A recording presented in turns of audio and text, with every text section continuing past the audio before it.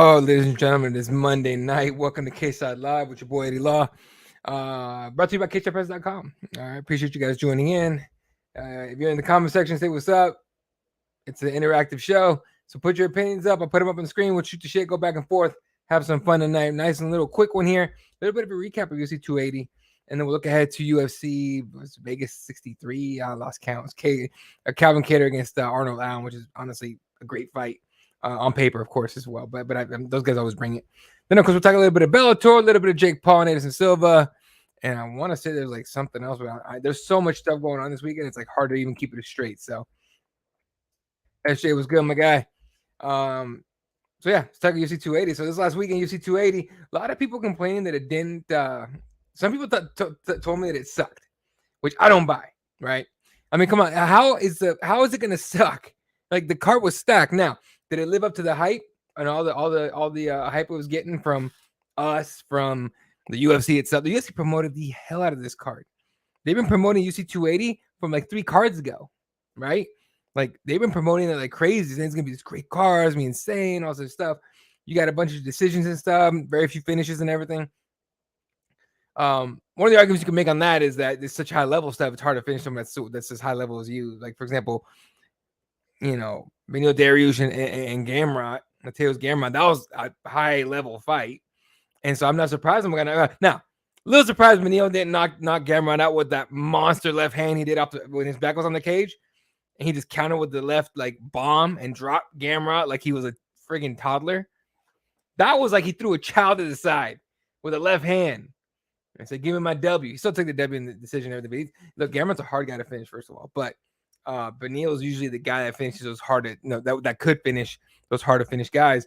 And the fact that that went decision, high level fight. So not surprised it was a decision fight. But I think people were expecting just like this monster card, this monster just finishes, crazy stuff happening left and right because of the hype. So we all know this though. Anyone who's been watching the UFC, MMA as a whole, but the UFC specifically for the last since they sold to Endeavor, you guys know it's been like this for a minute. Think about back in the day. Back in the day is like fucking like 10 years ago. But back in the day when there was a card every 2 months, I miss those days. I really do, because obviously absence makes the heart grow fonder and all that. But like by the time Fight Night came around, I was like, hell yeah, let's go. And those fights were always good. Like no matter what happened, you think it was like, ooh, they're punching each other. This is awesome, right? Now it's like there's so many cards. Like this one sucked, this one sucked, this one, like everyone gets they criticize the hell out of it, and the fighters get pissed off, and I get it, but it's the nature of the beast, nature of the business. And that being said, I almost feel like we're on our way to boxing. I really do. I think it's a matter of time. As hard as Dana White wants to fight it, it's not going to get. I don't think he can stop it. All right. So I thought it was a good card too, man. Like, so anyone that knows that sees. Actually, I should probably tweet this out. All right, SJ, I'm going to break the hell out of the fourth wall right now. I'm going to go ahead and tweet the show out. I probably should do that anyway, but the The problem with this one today is that I didn't promote this one enough. Here's the problem on Mondays. I forget sometimes that we have to do a show on Monday. I do Monday and Friday, right? So Monday's Cageside Live for me. Friday is Keyboard Warriors. And the weekends are so crazy that it's like by the time I get the money, I'm like, shoot, I forgot. So apologies, complete apologies. I'm gonna start scheduling these like a week out, just so we could make sure everyone knows they're happening and everything. But either way, I appreciate the head of everyone, especially USJ, everyone showing up. You guys are dope. All right, 287, fourth wall broken. Let's get back to it. All right.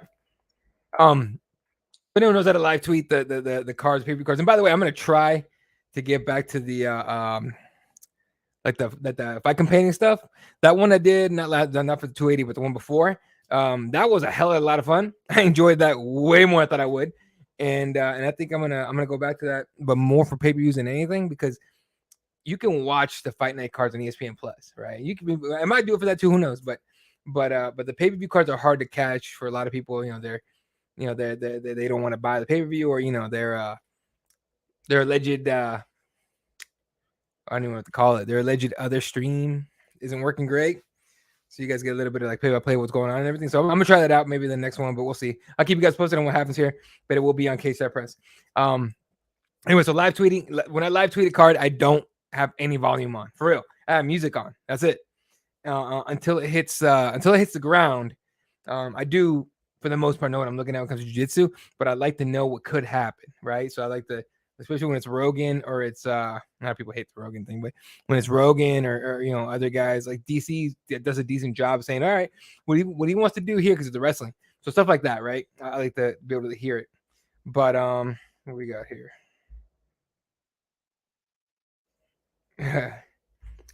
Kid Arizona on the Saturday is going to be a bomb fight, Otis. It's going to be dope. I can't wait to see this one.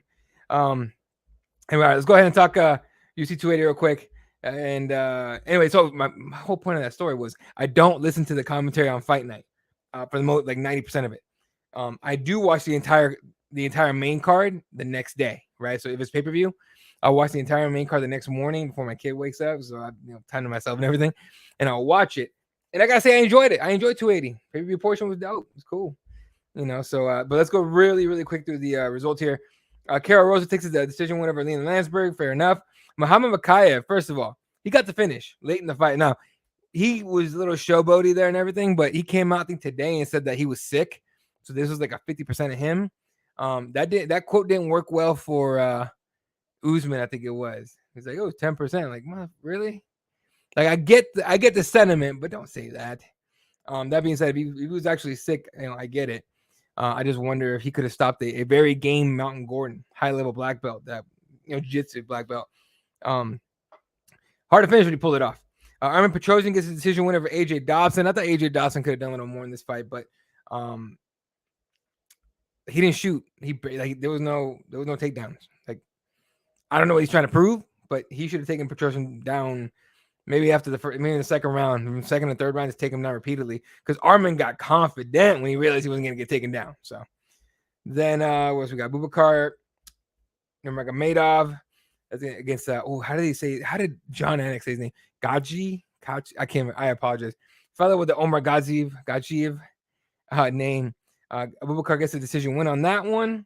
Very close fight on that one too, and then gets into with Hamzat Chimaev after the fight. So it turns out Chimaev was not a guest of the UFC's. He was a guest of Abu Dhabi. So somehow he found his way over to Abubakar. They've had beef before, by the way. They've tweeted at each other, I think, and everything. But it looked like they were like a handshake and everything. And then suddenly Hamzat just pushed him. And I'm like, what the hell? Like, so I don't know what the beef is right there, but I don't foresee a fight between them ever, honestly.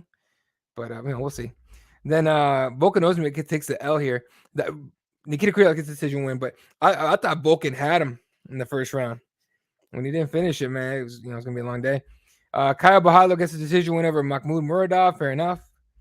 And Bilal Muhammad upset, another big old upset. Dobson did not do enough. 100% notice. Jesus, I was frustrated watching him on during the fight, because it was just like, dude, shoot. Petrosian doesn't want to go to the ground. Take him down. But I wonder what the reason was for that. I don't know. Maybe make a point or whatever. I mean, Bilal Muhammad gets another upset win. Yeah, people need to stop doubting this man for real. Now I'm not saying they're gonna give him a title shot because they won't, but I know he wanted Leon Edwards. He wants a Chimaev fight, which why not? Give him the Chimaev fight if you can. So, and then but either way, it was cool to see Bilal Muhammad pull off what he did. Then this fight happened. That's kind of all I can say about that one. Fiorot, Manon did, she did work. It's hard to beat Chookagian by points. Very difficult. But Dariush pulls off the decision win over Gamrot, and with that just savage left hand. Oh my god, when he dropped him like that, and he dropped like he was a child that just got hit by like a cart or something. Like if you guys saw the way Gamrot fell, like it was like someone dropped a doll. It was just limbs went everywhere for a second. Then he popped back up and shot him for a takedown. But that could be because he was hurt. This is a fight right here that really did that. Bilal really shocked me with that finish. I wasn't shocked, but it was a different Bilal Muhammad. It wasn't the usual guy. It was a different guy. And, he credited training with Habib and all that for quite a bit of that. But yeah, Dariush really showed top level, 100%. 100%. Why this man hasn't gotten a title shot yet is beyond me. But this fight right here, Petr Yan, Sean O'Malley. There's been a lot of back and forth about this fight. I thought the takedowns were enough. Honestly, 6 takedowns to what O'Malley's none. 6 takedowns. Now, did Petr Yan do a lot with them? Yes and no. He did land some damage. He didn't go ape shit or anything try to finish it, or maybe he did, but he was. I don't know. Sitting there watching it live, thought Yan won. The next morning, watched it. I actually watched that fight twice just to make sure I didn't miss anything. I think Yan won. So I think it was you could call it one a robbery. Honestly, I think it's very difficult to. And look, I don't know who you give credit to that robbery for. A lot of people are like, "Oh, the UFC wanted to pay the judges," and I'm like, now here's the hard one. And I didn't research into this at all, so take it as you will. But I want to say Abu Dhabi doesn't have a commission. I think the stuff regulated right there, and I think correct me if I'm wrong, please. But I'm not saying the UFC paid the judges or told make sure O'Malley wins or anything, but it was to the benefit of the UFC sort of to do that. Now, to have done that if they did that, right? And that's going to be the theory. That's going to be the theory. I don't think that's what happened. I think you just have some really shitty judges that night. Petr Yan won that fight. I can't tell you. I don't know what to tell you here. Some people have tried to find a way to lean towards O'Malley. I don't see how you do it. I don't see how you give O'Malley the first round, for example. This is not. I don't know. I think Yan won that fight 2-1 personally, but what are you gonna do? We've seen this before. We people get up in arms about it and then we let it go. Now, what the funny part is the O'Malley stands get hilarious right now. Who is it? Marcel. You guys know if you guys recognize the name Marcel, you guys know what I'm talking about. Big Marcel. He put out there the guy, look, we can't change the outcome, whatever. What should we do with O'Malley? And he had a bunch of options on there. And option B, which is the one I chose, was a rematch with Petr Yan 5 rounds this time. The only way you do 5 rounds, you either negotiate it or you're a main event. And I was like, yeah, give him a fight night main event with Petr Yan and 5 rounding. And there you go. And people were like, oh, Sean O'Malley doesn't do fight nights. And I'm like, shut up. Don't. He's not McGregor. Stop it. Mind you, look at the profiles. It's mostly children. So pink hair and all that and the streaming is working O'Malley's way. And he's a smart marketer. Right? Sean O'Malley is a great fighter, but he's a better marketer. Way better marketer, in my opinion. Great fighter. And I actually enjoy watching the fight. So, but I would love to see a Petr Yan 5-round fight. We'll see. Yan got robbed there. He had 2 rounds, in my opinion. Agreed. Had the octagon control. Agreed. I don't think it was a robbery, but it was very close. I could see someone judging either way, says SJ. It was pretty close. I thought it was obvious Yan won. I did too. I could see both arguments, whether it was close or it was clear. I had it as clear both times I watched, or there was 3 times I watched the fight. But SJ right in it. It comes down to the first round. Yeah. And I had Yan winning that one. So I don't know. Fighting's a weird game. What are you gonna do? All right, moving on. Co-main event of the evening. Aljamain Sterling. TKO, first of all, and I thought it could have gotten stopped a lot before. So here's what TJ Dillashaw said about it. Said he blew his shoulder out early in the year, and it's been popping in and out throughout camp and all that. It was a difficult camp and all that, which I totally get. There's been this thing where it's like everyone's wondering why he went through with the title shot, right? Why did he not withdraw and let someone else fight? You know what I mean?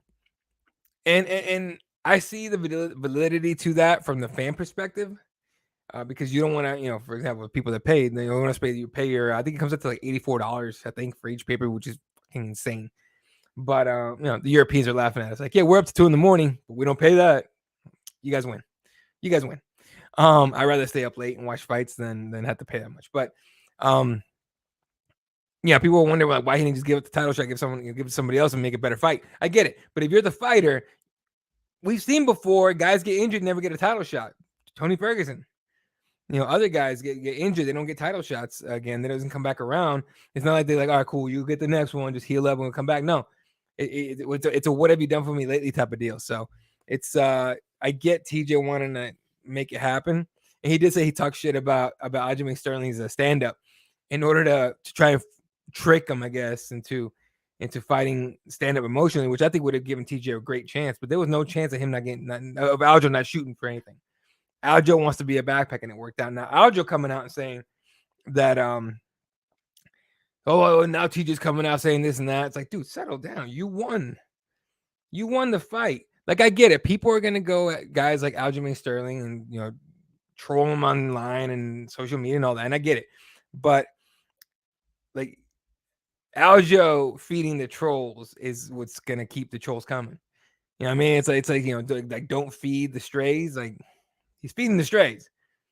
So I don't feel bad for Aljo for that, but I don't feel bad for TJ either. Fight game, first of all. Second of all, keep it real. No cheater from before. I don't think he was cheating this time, obviously, but he's a hard guy to feel bad for, in my opinion. But yeah. TJ got crashed. TJ got blown out. Jesus, his arm's messed up. Man, when he popped it out, it's because he posted on that takedown, and you saw it immediately. He was wincing and everything. And you saw it popped out, and Ludwig, who by the way I haven't seen in a long time, Ludwig massages it back in. It popped right back out, and then Aljo was hitting it and stuff. I was like, damn, dude. I mean, do that, but damn. Aljo is a bad match for O'Malley if that fight's gonna happen. If it's as easy to take O'Malley down as it was for Petr Yan, I think, personally. Now O'Malley has jiu-jitsu and it's pretty solid, honestly, but he can't wear Aljo as a backpack. That cannot happen. So it'll be a lot of side kicks, front kicks to the knee, front kicks up the middle, just to keep Aljo away till so O'Malley can try to slam him. Basically similar, but not the same matchup as or game plan as Yan. He's gonna have to defend takedowns. Now, do I think they give him the title shot? No, I don't think so. I don't think off this because it's questionable. But as far as like marketing and all that, I mean, if Sean O'Malley was your champion, like friggin' UFC seeing dollar signs for real. Marlon Vera versus Aljo.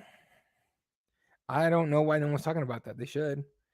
Chito Vera said today, I think that, who did he say? He said somebody turned down a fight with him in November. Oh, shoot. O'Malley? No. Somebody turned down a fight with him in November, according to Chito. But I'm not mad at that match. I'd love that. I think Chito Vera should have gotten a title shot already. But he'll beat up whoever he has next. And then basically he's going to have to make it to where the UFC can't deny him. And again, Vera finishes. And he's a great fighter. And he's fun to watch. He's action. Like, I don't understand why they haven't even talked about that. Maybe they are. Who knows? In the background, Whenever they do the promos in the war room and stuff, and everyone screenshots stuff in the back, you see the UFC now blurs that out. I never gave it much credit because it's placeholders, and I feel like everyone should know that those are all placeholder matchups. But clicks. All right, moving on. Main event of the evening. Man, was I wrong about this one. I thought, sort of, because I thought if Charles Oliveira was going to win this fight, it's going to be that first round knockout. He came out swinging, but man, Islam has striking and some power. The way he dropped Charles in that second round and finished it with that head and arm choke, man, that was beautiful. And I think Islam's going to be a hard guy to beat. Now, he called him little short guy. He called out Volkanovski, wants to fight him for just fight him for the belt and obviously defend against him, but he wants to take that number 1 pound for pound ranking. And then he goes, bring that short guy in here. He walks in, they're nearly the same damn height. Like, they're nearly the same damn height, right? So I think it's a very difficult matchup for both men for different reasons. But I'm at the point where I'm here for it. Let's make it happen. You know what I mean? Obviously 55ers are it sucks to hold back any division. You got, by the way, give TG Dillashaw credit for saying it. He's like, hey, I know I held the division. I apologize to the bantamweight division. Credit. No one else says that shit, and they should. They definitely should. But yeah, no, 55 is gonna get held back a little bit with this fight. But make it happen. Islam took no damage in that fight at all. So make it the main event in Perth and let's go. Islam did it. I said if he drops Oliveira, he will finish it 100%. You were right, dude. And I thought he went. I thought because Oliveira's gotten hurt before and dropped before and all that he'd be okay. But man, when he went down like that, like Islam just went in there straight up to the head and arm, right? Or arm triangle, whatever you want to call it. Like Charles Oliveira felt that power, the strength, and all that, and man, he tapped quick. So it's for real. No, man, Islam's gonna be hard to beat unless you catch him. You're gonna have to catch him with something, honestly. Volkanovski's no joke, 100%. Look, when he got out of Ortega's guillotine at 266, I was in the crowd, and I'm like, it's over. Brad is a champion. And when he popped his head out, I was just like, get out of here. Now the bald head probably helps and sweat and everything, but he was. If you guys remember, he got mounted. He got the guillotine. He got mounted in the guillotine, and Volkanovski was kicking his legs, not freaking out, but he was like trying to do whatever he could to get loose, and then he did it, and then he won the fight. Damn. So Volkanovski, that's going to be a good fight. That's going to be a really good fight. I kind of wish that would have been the matchup for this one had they fought, had Islam won the belt not too long ago. But that's that. It is what it is. All right, so that's UFC 280. Got your recap here. Very quickly go over this weekend's card. Calvin Kattar, Allen prelim card. Not terrible. This one's dope. This is such a dope thing to happen. If you don't know Carlos Mota, look up, just Google his name. Watch his fights, read all the stories that are written about him. Alex B. Heenan has talked to him a handful of times. A couple of the guys have too. Comes in as a late replacement, taking on Cody Durden. This is going to be, I'm going to watch this one like a hawk. I'm so rooting for Carlos. I'm rooting for Carlos so hard right now. I'm hoping like hell he wins, but it's just dope to see him get a chance finally. Chase Hooper's back, a.k.a. Ben Askren's son, taking on Steve Garcia.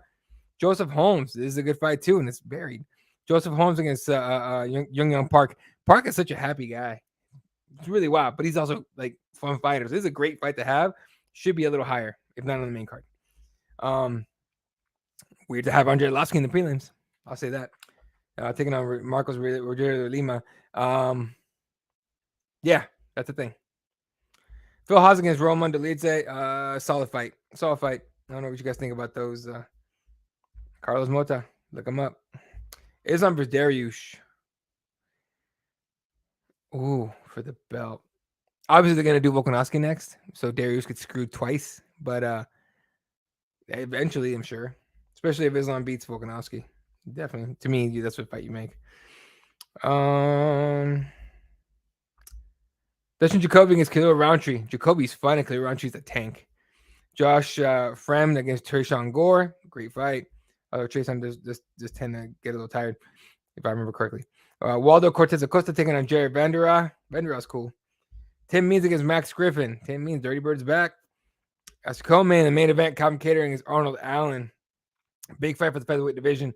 Arnold Allen is I think he wins this fight like with a good finish. He's in the short list of conversation of title shot, I think, but who knows what the UFC's thinking on that one. And then a quick look into future events. Mitchell versus Evloev is out of that fight. So Bryce Mitchell is now fighting Ilia Tupuria, but I can't remember on what card. It's not this one. On this one's main events, Marina Rodriguez and Amanda Lemos. 281. is that monster on November 12th in New York. I'm not going to be here for that one because I'm going to be at a wedding. I am a groomsman, so. But the case that Chris press crew is going to be there, or is going to be covering it for you guys, so don't even worry about it. And then Lewis for Spivak later on in November. Thompson versus Holland. I forgot they made that fight. Kevin Holland's like, I'm going to retire. Let's give me some super special. Here's Wonder Boy. Got it. He's back. And then, of course, 282 in Las Vegas, December 10th. Yuri Petroska against Glover Teixeira, the rematch. Robert Lawler against Santiago Ponzinibbio. Jan Blachowicz against Magomed Ankalaev. This is an interesting fight right here because if Ankalaev wins, that's a title shot. And then we just made this one. Paddy Pimblett against Jerry Gordon. Gordon actually asked for that fight back in Utah, UFC 278. He asked afterwards he wanted the Paddy Pimblett fight. They're making it happen. So there you go. And then Gustafsson against OSP, which whatever. Darren Till, Dracus Duplessis. I don't think Darren Till makes a fight. Just being honest. And like this is a good card on paper. Billy's on here. Janzino's on here. Like this is a Chris Curtis is on here against Buckley. This is a good fight. Like this card is stacked. Okay, so that's the end of the year card as far as the pay-per-views go. And then Cannonier Strickland later on in December. So there you go. It's that for UFC stuff. What else we got this weekend? We have Bellator. That's right. I think it's Piccolotti. The Piccolotti card. Let me find it for you guys real quick. This one's in Milan, isn't it? Isn't it Italy? How the hell does Bellator do that? Where they go wherever they want, but the UFC can't go to freaking Hawaii. You know what I'm saying? Or Italy. I don't remember them doing Italy. Maybe they have. I can't remember off the top of my head. All right. Very quickly, prelims. Luke Trainer, Lucas Alcina looks like your feature. Davey Gallen against Danielle Scatizzi. These are all a couple of Italians on here. Drago Supko against Simon Biong. Alfie Davis. That's a nice name. Alfie. Against Tabat Goti. Charapenko against Manuela Marconero. And Yves Lando against Walter. I think I do enjoy the Bellator prelims because there's a bunch of people you never heard of. And a bunch of 0-0. This guy's 8-6 against a 5-0. Hold up, is that guy? Oh, okay. Yeah, these are middleweights. Dude, look at the height on these middleweights. A 5'10", 5'9" middleweights. Pat Barry should have been in Bellator. All right, main card. Justin Gonzalez against Andrew Fisher. Sarah Rogers against Tim Wild. Fabian Edwards. Oh, Edwards taking on Charlie Ward. Good fight. What else we got? And then Adam Piccolotti against Mansour Branganaki. So that is your Bellator card for this Friday, if I'm not mistaken. Am I right on that? I might be wrong on that. No, it's Saturday. They're like, all right, UFC, we'll see you. And I want to say that one's going to be like early in the morning, right? So then they actually got some good cards coming up. Look at these. Nemkov versus Anderson too. Corey Anderson should be the champion right now. He really should be. Pitbull against Magomedov. And then this Stott Sabatello fight, I'm super interested in that. I couldn't tell you why, but I'm really interested in seeing that fight just because of the personalities in that are pretty dope. So that is Bellator for this weekend. Gordon could win the Paddy Pimblett fight. Absolutely. Gordon's the man, but Paddy Pimblett's got that momentum, dog. Darren Till has to win. Darren Till has to show up. Plain and simple. Just show up. Then we'll worry about winning. But dude just gets injured so damn much. Yeah, Poirier, Chandler is in November 12th. This is going to be a crazy. That New York card's going to be good. I wish he did it in Vegas. Yeah. Then the other thing we have, and again, correct me if I'm wrong. I think this is the 3 we have this weekend. Jesus, here we go. Jake Paul, Anderson Silva from my backyard. Still waiting to see if I'm going to get credentials on that one. Who knows? If I do, you guys will get some inside coverage on that one. If not, I'll catch it on Twitch or something with you guys. Anyway, so interesting matchups here. Chris Avila against that Dr. Mike Varshavsky. I lean heavily Chris Avila. Uriah Hall against Late because Chris Avila isn't at home doing videos and social media shit and being an influencer and stuff. He's just training to fight. Now, mind you, he's had mixed results. All right.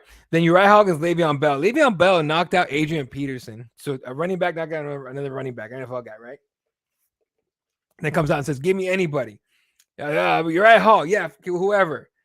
I wonder if he looked at, if his coaches were like, yeah, let's look and see who Uriah Hall. Oh, shit. You know what I mean? Like, I doubt they did that. I'm pretty sure they were, yeah, whoever. and now he's gonna fight a legit striker. Now, I feel Uriah Hall would take this fight seriously, so we'll see. But I think boxing's different. But I'll take the how many 10 plus 15 plus year just fighting career of one guy over one knockout in an exhibition fight. You know what I mean? Then Alejandro Santiago against Antonio Nieves, Ashton Silva against Braulio Rodriguez, and then of course Jake Paul against Silva. My favorite thing about Jake Paul Silva right now. Yes, I'm really looking forward to Poirier Chandler. Me too. And Jake Paul's faced someone younger, enough of facing non-boxing old people. Here's the reason why this one's interesting to me. The personalities are different, right? Like there's no shit talk whatsoever. Like Jake Paul's been shit talking to everyone he's fought up to this point. He was like, I'll respectfully knock him out. And then somebody just kind of go, ha, he's normal. You're funny guy. But then today they put out that video of them like dancing together. Anderson Silva is spinning his web. And Jake Paul's walking right into that motherfucker. Okay. And because Anderson Silva, the one thing we know about Anderson Silva, when it comes to the actual fight, there's no nice guy in there. Nice guy leaves the second that door closes. Oh, in the cage closes. Nice guy's gone the second that bell rings and they go round one. So I'm very interested to see what happens here. Now Jake Paul, I'm not the kind of person that goes like, oh, he's putting in safeguards, like, oh, I'm taking a big risk here, so if he loses, he can just have an excuse. No, if you lose, you lose. That's it. And I hope he takes the guy like, hey, I lost. I took on an all-time great and I lost. What is this?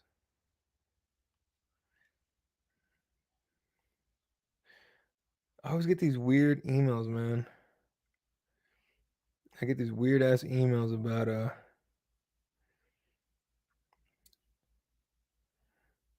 I'm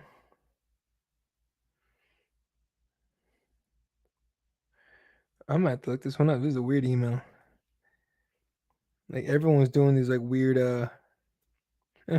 everyone's doing like these weird oh, I know what that is. Never mind. All right, take it back.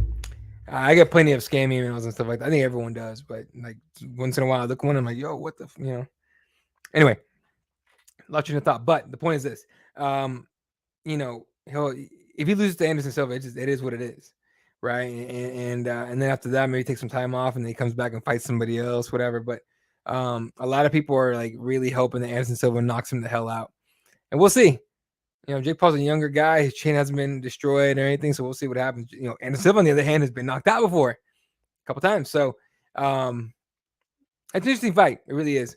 And it's happening in my backyard. And my friends are like, are you going to go? And I'm like, only if I get credentials. I'm not paying for that. And I can't. I don't want to. I just don't. But yeah, so that's your weekend here, folks. Let me see what else I had. Oh Jesus, I have a bunch of stuff here. When I'm on my own, I break the fourth wall, guys. So I'm just heads up. Yeah, I think it's all I was gonna cover. So, you guys have anything you guys want to talk about? Throw in the comment section real quick. I got about 10 minutes before I gotta run. Throw in the comment section. We'll shoot the shit for a little bit. Meanwhile, I'll look up some headlines here. Oh yeah, freaking Aljamain start talking about the UFC's looking for someone that can beat him.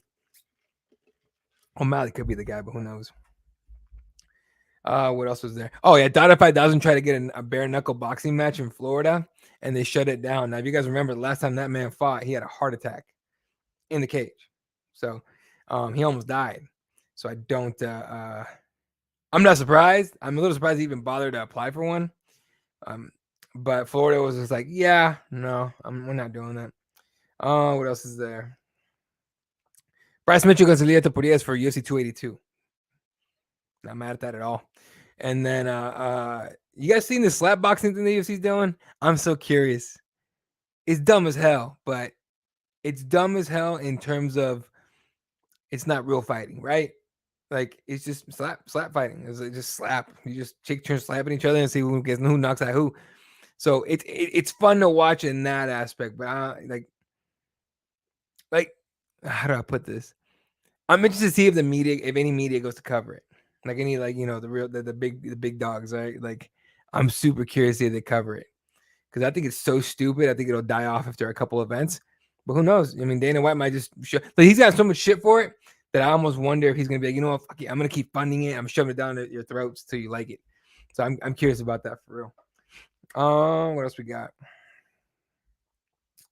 All right, couple of announcements here. I'm not gonna be doing too much Facebook stuff for a while because Facebook is tripping. Again, fourth wall stuff. So there you go. But I posted this show on there, right? And it obviously was way before I went live, and somehow they flagged it before anything got posted. All I posted was the event, and they flagged it. So Facebook, get your stuff together. I'm just not gonna put, I'm just not gonna put anything on there for a while. But Facebook's got to go the way of MySpace, man, for real. Real quick, I know I have something I want to touch on before I go. Here it is. Bellator has to advertise more. 100%. What is how come we never find out about these cards till like the week of? Sometimes the night of. There's been times before, mind you, I cover the sport, okay? And all my friends are most of my friends are MMA fans, so and the fact that none of us find out about the card until the week up or the day up, excuse me, is insane. Have a good night, SJ. Take care, man. God willing. I love that. I always want to. I never say inshallah to anybody because I don't know. I don't want to like take someone not like I mean, it just feels weird for me to say because I'm not Muslim, but appreciate you, man. Have a good night. Willing, we'll talk soon. We'll talk later. So anyway, yeah, now we're just shooting the shit. But yeah, Bellator needs to do a much better job of advertising. I don't know how they do it really, but yeah, I usually find out about those cards like the week of or the week before. I'll go over the schedule, what's coming up and all that. So all right, nothing else. Last check of the headlines, folks. Nice little chill Monday night show. I will be back live on Friday night with Fred, my brother Fred Kirby on Keyboard Warriors. Just follow me at Eli32 on Twitter and come hang out. Yeah, okay. Oh yeah, there was that video of Merab Dvalishvili messing around with that tall kickboxer lady. I apologize on her name. But people were like shitting on Merab for that. And it's just like, dude, he's clearly messing around. They're just playing, and y'all getting all crazy. So that to me is weird. All right, guys. I appreciate the hell out of all you guys tuning in tonight. Otis, SJ, everyone that watches it, appreciate you. Please give a thumbs up, subscribe, leave a comment, whatever. And I promise I will definitely post the next week's show way in advance, so everyone knows it's coming, and we get hopefully a whole panel of people. But for myself, the entire crew over at CageSidePress.com, CageSidePress.com for everything you need. At CageSidePress on everything, literally. And yeah. Oh, real quick, story@CageSidePress.com. Probably the easiest way to find it is to go to our Instagram at CageSidePress. Austin Hubbard, UFC alum, now caged aggression champion, lightweight champion. Insanely heartbreaking story. His brother died during camp for this last fight, and he couldn't pull out because he's already committed, and he needed the paycheck. Just read the story. It's very short, but the interview's on the full interview on there on video. Sit, watch it, listen to it, man. Like when they say, anytime anyone says, "Oh, so you want to be you want to be a fighter," like they say that when people are bleeding and cut up and busted up and all that and having a rough fight. No, this story with Austin Hubbard, that's the one that makes me want to say, so you want to be a fighter. Damn. Please check the story out. Austin Hubbard is a tough man for this. So check the story out. Loses his brother. Can't drop out of the fight. Goes and wins. Injured, really injured on top of that. Like the whole thing is just like, I sat there, I watched it twice. I'm like, huh? Wow. So shout out to Austin Hubbard, man. That guy's dope. All right. Appreciate you guys. Catch you guys on the next one. Good night. And yeah, take care of each other. See ya.